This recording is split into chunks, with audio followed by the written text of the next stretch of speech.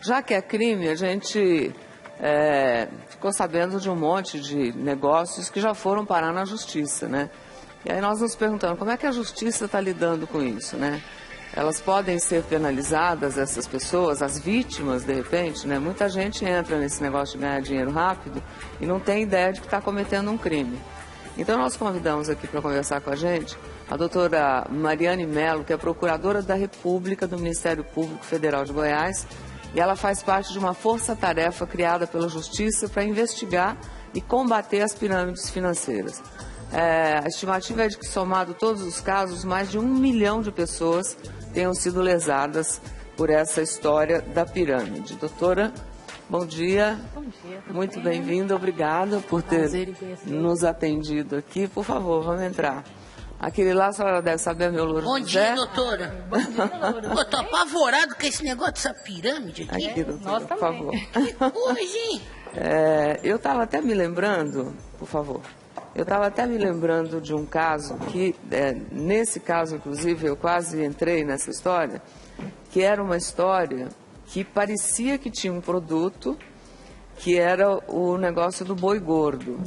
Não é? Eu me lembro bem disso, porque falaram, olha, você não precisava ter terra, mas você comprava um papel que te dava direito a ganhar sobre a arroba do boi, que estava lá no Pará, ou teoricamente existia o boi.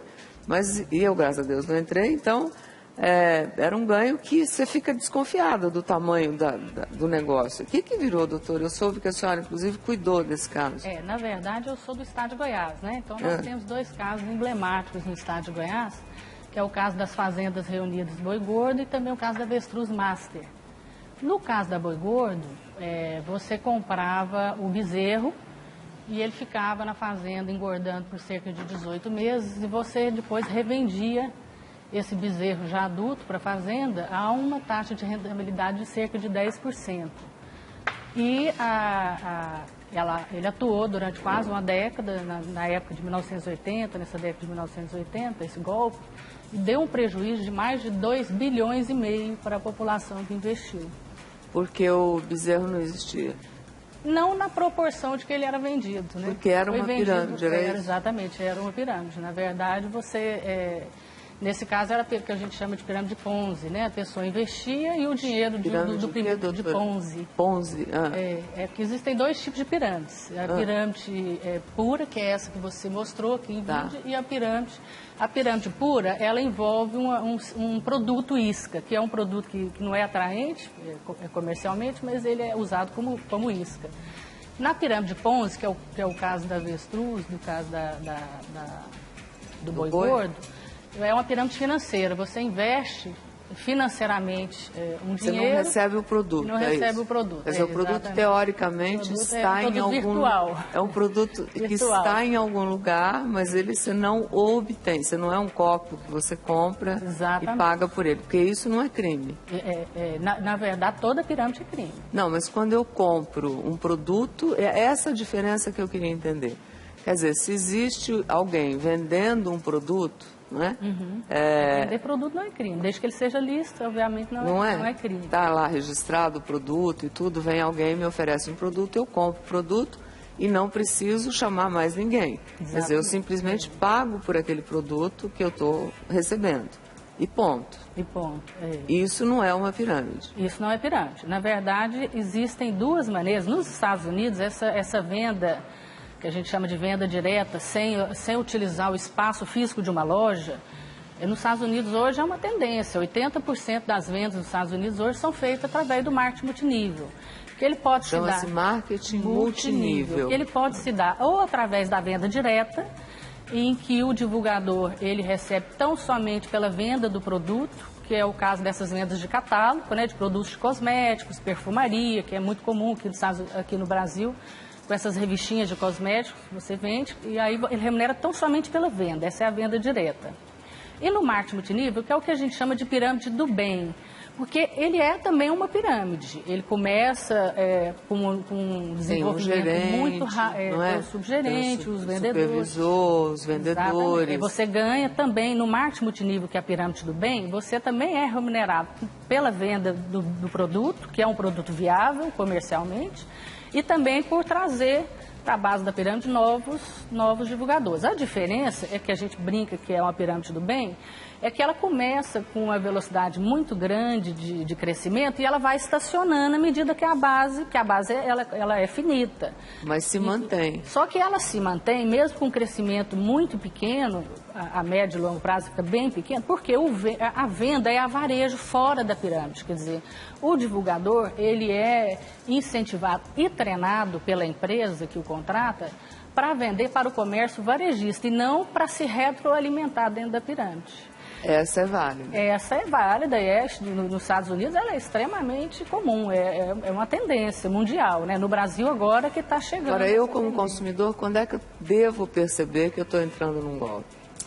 Primeiro, como a pirâmide ela tem uma vida útil muito pequena, normalmente de 1 ano e meio a 2 anos, são empresas que não têm nome expressivo no mercado. Isso aí é um fato. O comerciante ele tem que ver se ele quer aquele produto, ele usaria aquele produto, ele comercialmente, o preço dele é atrativo frente à concorrência no mercado e é um produto que tem apelo comercial, ou ele tá comprando pela desculpa, quer dizer, ele não vai usar, ele não se interessa nem em receber o produto. Por exemplo, no caso do VoIP, que é o caso da Telex Free, teve mais de 1 milhão de pessoas no país que adquiriram esse produto. O prejuízo estimado é de mais de 1 bilhão. E a maioria das pessoas que compraram não sabem nem o que é VoIP. E para onde vai esse dinheiro? Pois é, esse dinheiro vai para a cúpula da pirâmide. Normalmente, o dono e os grandes divulgadores são culpados e podem ser, inclusive, processados civil e criminalmente. Quais os processos hoje que a senhora sabe, nesse esquema, que estão em justiça já no Brasil? Olha, a gente deve ter mais ou menos hoje no país uns 10 processos, mas que eu estou autorizada a divulgar porque já não são mais sigilosos. O primeiro é o da Telex Free, que está acontecendo no Acre. Estima-se que no Acre mais de 10% da população tem adquirido. 10% da população do Acre? Mais de 1 milhão. É um absurdo. Nossa. No caso que eu atuo especificamente no estado de Goiás, que é o caso da Bebom, o caso da Bebom é interessantíssimo, porque nós fomos muito rápidos na efetividade judicial. Ela começou a vender em fevereiro. Ela vendia o quê, doutora? Ela vendia rastreadores veiculares. E existia o produto? Não na proporção. Ela adquiriu cerca de 70 mil rastreadores e vendeu 1,5 milhão.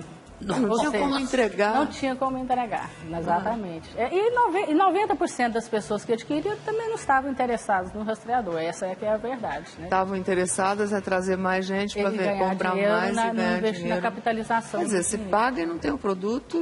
Não tem o produto. O produto é uma isca. No caso da Bebum, em 3 meses apenas de atuação, nós conseguimos bloquear na justiça mais de 300 milhões de reais. Ou seja, ela conseguiu arrecadar uma média de 100 milhões de reais por mês.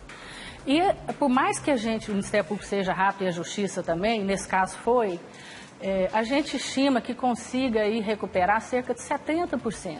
Ou seja, se nós recuperamos 300 milhões, é muito provável que essa empresa tenha aí conseguido movimentar cerca de 500 milhões em 3 meses. É um valor realmente preocupante. Agora, quando recupera esse dinheiro vai para quem? Ele fica depositado numa conta da Caixa Econômica Federal vinculada ao juízo que deferiu o bloqueio. Então, ele fica à disposição da Justiça com uma remuneração da poupança e, ao final do processo, o juiz ele entra na fase de execução, onde as pessoas que realmente conseguirem demonstrar o seu crédito, por isso é importante que o consumidor guarde os recibos, né, de que ele adquiriu aquele produto, aí ele vai postular judicialmente a devolução do seu crédito, que será rateado proporcionalmente ao valor que foi. Mas vai receber muito menos de volta do que aquilo que pagou, porque vai ser rateado. Muito todo mundo. E quem vai para a cadeia? Pois é, nesse caso, infelizmente, a pena a lei é de 51, essa lei que preveu... 1951. 1951, uma lei muito antiga. E ela precisa ser revista, porque ela, inclusive, ela traz um paradoxo. A diferença de estelionato para o crime de pichardismo... É o famoso 171 aí. É o 171. A diferença é que no 171, que é o crime de estelionato, a vítima é conhecida e a pena é de 1 a 5 anos. No caso da pirâmide, a vítima é uma sociedade, ela é indeterminada, quer dizer, é muito mais grave, porque o volume de vítimas é muito maior, e a pena é apenas de 6 meses a 2 anos de detenção. Quer dizer, é melhor você lesar um número indeterminado de sujeitos do que lesar 1 ou 2, porque 1 ou 2 a pena é muito maior. Isso é uma excrescência jurídica que nós da Força Tarefa... Mas como faz? Nós estamos lutando para que o Congresso reveja com muita brevidade essa pena, porque ela estimula a pessoa que tem uma vocação, né, para o crime. Porque com 2 anos de detenção, ela dificilmente será presa. Ela vai fazer uma transação penal, vai receber uma multa, vai devolver o dinheiro. Cesta básica, doutora, não Cesta é isso? básica. É isso. Que doideira. Serviço da comunidade, vai varrer a creche 1 ano e cesta básica, não é? Se não prescrever o crime. Agora, a pessoa que compra, que não é esses que estão lesados, ela está cometendo um crime? Olha, nós entendemos na Força Tarefa que os que estão na cúpula são tão culpados quanto o proprietário, porque quem entra no início sabe que é pirâmide, né? São os amigos do rei, a gente chama os faraós, né? Como é uma pirâmide, nós chamamos quem está no topo dos faraós. Então nós entendemos que os faraós e os laranjas são culpados e deverão ser responsabilizados. Os outros consumidores nós tratamos como vítima, quer dizer, esses a gente busca proteger. Num primeiro momento, o bloqueio parece ser uma medida antipática, porque a pessoa tem uma expectativa de receber rápido e processos judiciais são demorados, ele vai demorar a receber, mas nós estamos, na verdade, protegendo esse consumidor. Porque no caso, por exemplo, da Avestruz Master, nós demoramos, o Judiciário, o Ministério Público, demorou a tomar uma providência, porque o avestruz, uma amostra grátis do avestruz existia realmente. Existia meia dúzia de avestruz para 100 milhões de avestruz que venderam. Exatamente. Então, tinham lá 600 mil aves para mais de 1 milhão que foi vendido. A gente via 600 mil aves, a gente demorou a entender que era uma pirâmide.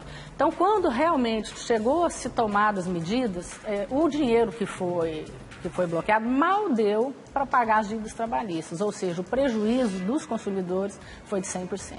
O que é que o consumidor tem hoje com essa facilidade de internet?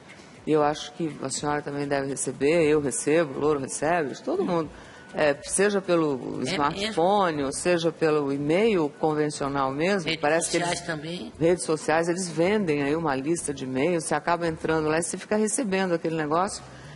E aparece muito, olha, venha fazer dinheiro fácil, ganhe dinheiro agora. Por dia, Maria. Mas não é? É uma por dia. Eu também recebo todo dia isso. Olha, cada coisa mais louca que a outra. Quer dizer, a gente já alertado, eu deleto tudo, nem entro para saber o que é. Eu acho que é vírus, enfim, cada um tem lá o seu jeito de trabalhar com esse negócio de rede social. Né? Eu prefiro nem saber o que é, porque eu sei que não pode. Não existe esse negócio. A esmola a gente trabalha tanto. Hoje mesmo, indo para cá, eu recebi uma proposta, um e-mail dizendo que eu tinha ganhado 2 ingressos para a FIFA. Que eu tinha que entrar lá no link, quer dizer, obviamente que eu deletei. Por que alguém vai me dar 2 ingressos para a Copa do Mundo de graça? Não existe. Não existe isso. Não existe. Agora, como é que isso não é crime? Quer dizer, as pessoas... Crime, estelionato. É crime. Colocar isso?